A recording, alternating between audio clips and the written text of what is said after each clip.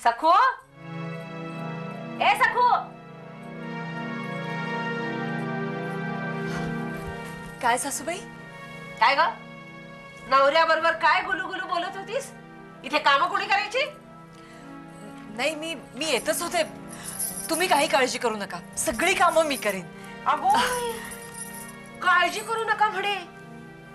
खरंच ग बाई, नाही करत ह काळजी. तू नवे नवे दागिने घालून मिरव, खोलीत आराम कर, इथे कामं आपोआप होतील नाही का? हे शिकवले का तुझ्या आई बापानी?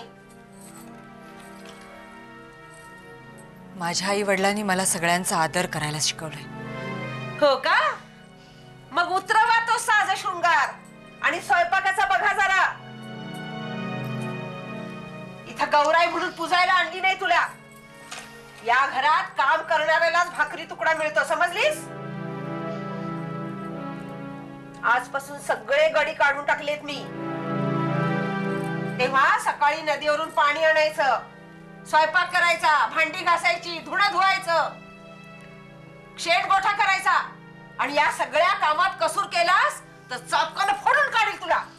लक्षात ठेव, माझ्याशी गाठे. हा,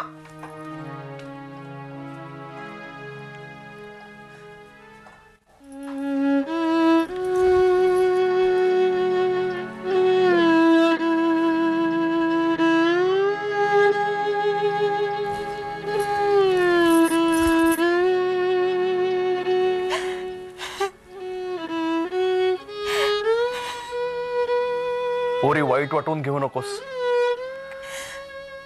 सोन्याला आकार घ्यायला जाळातूनच जावं लागतं, त्याला कोणीही काही करू शकत नाही. पण तू घाबरू नकोस, मी तुझ्या पाठीशी आहे.